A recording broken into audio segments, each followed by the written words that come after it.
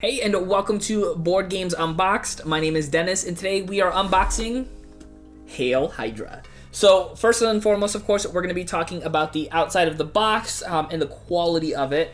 And I gotta say, this is a really high quality production when it comes to the box itself. Now, the price that I paid was really good across the board when I bought it on Amazon, which of course I'll always have the link in the show notes down below. Kind of has this nice little gloss feel to it across the board, and it has this little icon. You can kind of see my hand maybe a little bit going in right there. So it kind of has this little icon sticking out from, of course, the series. So we're gonna open up the box. Wasn't that hard? Hey, look, this is how it looks. Let me go ahead and scroll down back here, and let's go ahead and start going through all of this. Now, of course, I'm going to show you guys the insert as well at the end after showing you everything else, because the insert is really cool. I actually am a big fan of it. Now, we do have the actual rule book right over here. Now, this is called First Game Rules. Actually fits almost exactly the size of the box. So it's just, what is that, 4 pages total. So not very big at all. And then they also have the full rules right over here as well. To be honest, I haven't gone through these to see exactly what the big difference is between the two, but the nice thing is the rules are fairly simplistic to go through and be able to play. Of course, you can watch some videos here on YouTube. Now, this is the main mat of the game across the board. And honestly, it's pretty decent material. It's not very flimsy. Obviously, it can get like water damage and stuff, so always be cautious. And it has a good, nice feel to it, and it looks pretty good overall across the board. Now, next up, what we're going to have here are going to be the loyalty tokens right over here. So this is going to have, on one side, it's going to have both the good and the bad team. And on the back end, it's going to essentially tell you which side you're going to be playing for that game. So obviously, if you kind of understand the rules or watch some other videos, that's going to be a way to kind of go over and understand who you are in the game. Next up is going to be, Next up is going to be the attack points throughout the game. So again, on one side, it's going to kind of just be generic, so you can't see what it is. And then on the other side, it's going to have either, technically this one's red, and then there's also blue ones as well. So blue is like the good guys, red is the bad guys.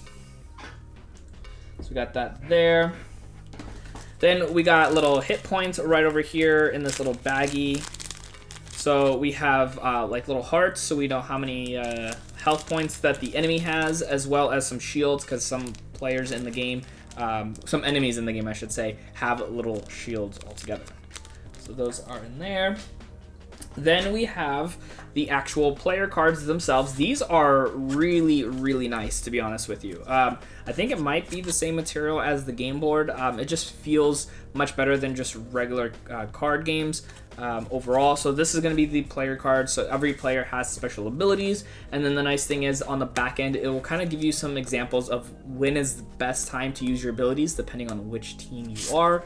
So I really like that. There's 1, 2, 3, 4, 5, 6, 7, 8, 9, 10, 11, 12, 13, 14 different players that you can be. So definitely will have a lot of longevity when it comes to playing this game multiple times.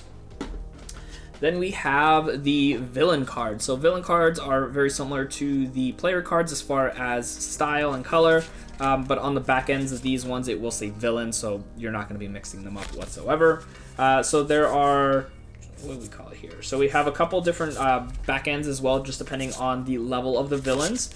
So you can see here, let me actually do it this way. So they have the 3 different colors on the back, so that way you know which set is supposed to go first, second, and then third. So that way, obviously, the game doesn't start too crazy hard for the good guys. So that way they are distinguished pretty easily. And then they have one final one, which is the final boss, which is always Red Skull. Again, really nicely done. I don't know if you can hear that. Has a really nice finish onto the actual cards themselves. Then we have the player token, so we know who's going first every round. So this kind of just goes around the table. Kind of generic plastic, nothing too special about this one, to be honest. With the quality of everything else in the game, this was a little bit less as far as overall completedness, I would say. Not a disappointment overall, but when everything else is having high quality, and then that is like the one thing that they lose out on, it's okay. Now, usually in a game, there's always like one piece that I absolutely love and I think is super cool to have, even just outside of owning it as a board game. And that is the actual like icon for the damage on the city. It's of course Stark Tower that ends up becoming, you know, the Avengers Tower in New York. So that is so cool to be able to have. I mean, the detail is not that great, to be honest with you. The back is pretty empty, but overall the actual device itself, the actual little token is pretty heavy as well too. Now, as far as the insert goes, I mentioned earlier that this is a cool insert. So you can see over here on the side panels right over here, this closes off for the actual front of the box. So it has this really cool artwork on the sides, which I love, by the way. And then you can see here, this actually has a place spot for every single piece of the game. So it makes it really easy to keep everything nice and organized, which I love when games come like this, because it just makes it easier to put everything away, you know, where it all belongs, and it's just nice and clean and organized.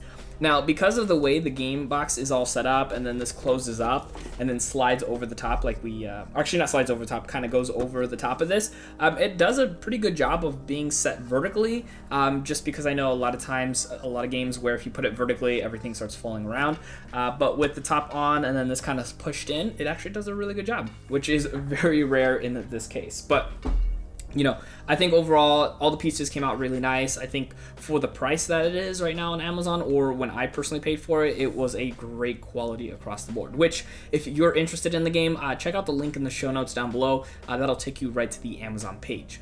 Now, if you want to see more unboxing videos, check out my next one right over here. My name is Dennis, and I will see you in the next unboxing.